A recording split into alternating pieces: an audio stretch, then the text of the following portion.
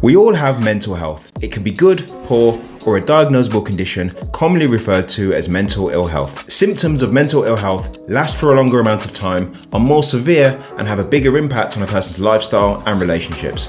Across the UK, it's estimated that 1 in 6 adults have experienced some form of mental ill health in the past week. That's up to 5.3 million of our working age population, and a number that accounts for up to 14.9 billion of NHS funding allocations through 2021 and 2022. In addition, the number of adults with moderate to severe depressive symptoms remains 6% higher than pre-pandemic levels. So why, you might ask, does it appear that our mental health is getting worse? Could it be a hangover of social isolation brought about by the pandemic? Or could it be down to the cost of living crisis, combined with exposure to real or perceived trauma from events around the world, such as the war in Ukraine? In my opinion, it's likely a blend of all three combined with the following. We become hypervigilant when we are faced with a new or threatening situation. It is a function of the fight or flight response and is controlled by the hormones adrenaline, cortisol, and norepinephrine. We experience hypervigilance as stress or anxiety. In addition, your blood sugar rises, temporarily supplying you with the energy you might need to take action. Over time, due to working in high-pressure environments, unstable relationships, continuous exposure to traumatic events, or neurocognitive disorders such as ADHD, some of us have become habituated to hypervigilance, meaning that the body is continually poised for the next real or perceived threat. The effects of this include adrenal burnout, mood swings, weight gain, poor sleep,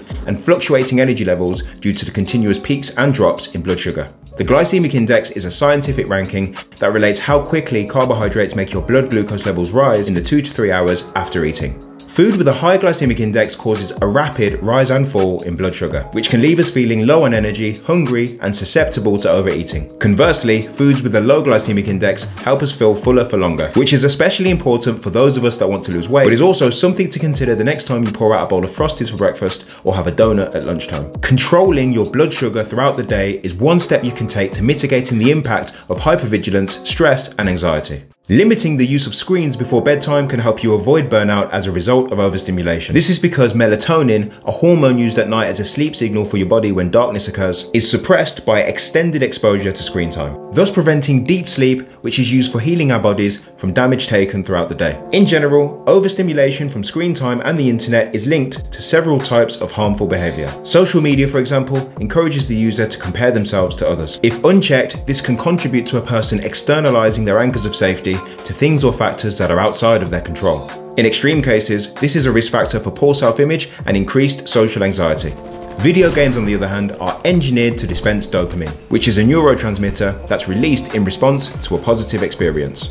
It's linked to attention, memory, sleep, motivation, and bridges the gap between expectation and reward. If an experience exceeds our expectations, dopamine is released. It then reinforces the action that produced it by activating a reward pathway that wants more dopamine. A similar effect is produced when you binge watch content. To the brain, 30 minutes of your favorite box set seems more efficient than 30 minutes of exercise, as it requires less energy and gets rewarded faster.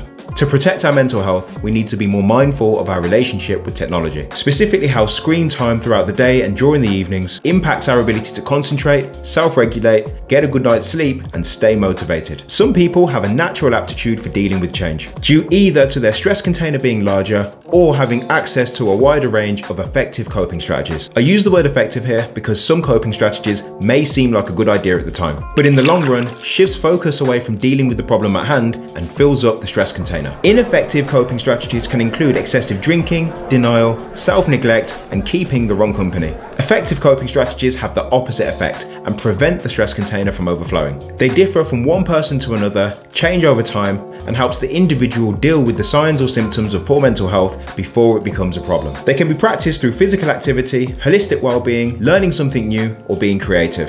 For more ideas of effective coping strategies to protect your mental health, click or tap the screen just here to watch this next video and get 40 examples of self-care.